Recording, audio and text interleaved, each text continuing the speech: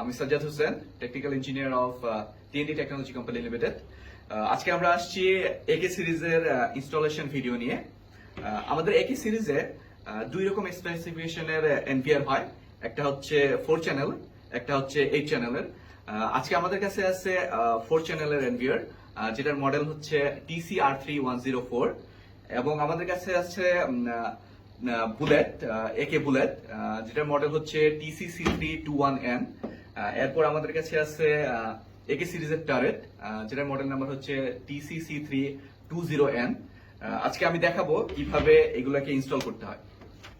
এবং এইগুলো হলো আমাদের পিওই কেবল, এবং এটা হচ্ছে একে সিরিজের বুলেট, এবং এটা হচ্ছে একে সিরিজের টারেট। আর একে সিরিজের বুলেট এবং টারেটের একটা অ্যাডভান্টেজ হলো এখানে দুইটা কেবল লাগে না, এখানে একটা কেবল দিয়েই আমরা পাওয়ার আপ এবং ডাটা ট্রান্সফার করে থাকি। সো আমাদের কানেকশন হবে অনেক ইজি। আমরা জাস্ট এই পিওই কেবলগুলো আইপিসির সঙ্গে কানেক্ট করব, এবং এটা কানেক্ট করব এনভিআর এর সাথে। এনভিআর এর সাথে এইভাবে কানেক্ট করব আমরা। এরপর আমরা মনিটর কানেক্ট করার জন্য এখানে এইচডিএমআই কেবলটা কানেক্ট করব।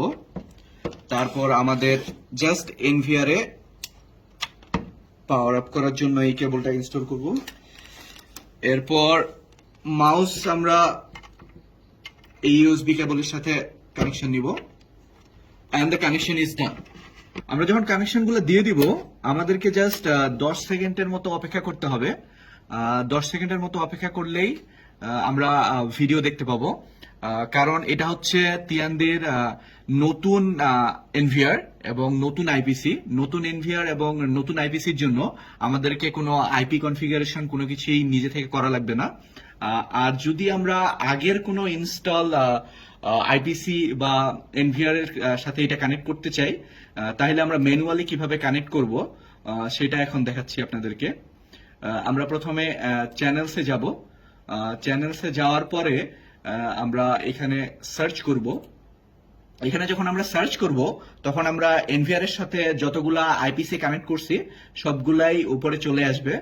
তখন আমরা একটা একটা করে সিলেক্ট করব। একটা একটা করে সিলেক্ট করার পর জাস্ট এখানে অ্যাড করে দিব। যখন আমরা এখানে অ্যাড করে দিব, তখন আমরা অটোমেটিক্যালি এখানে আবার ভিডিওগুলো দেখতে পারবো, যদি এটা নতুন আইপিসি নাও হয়। এই ছিল একে সিরিজের ইনস্টলেশন ভিডিও। আজকের মতো এই পর্যন্তই। দেখা হবে নতুন কোন সিরিজের ইনস্টলেশন ভিডিও নিয়ে। ধন্যবাদ।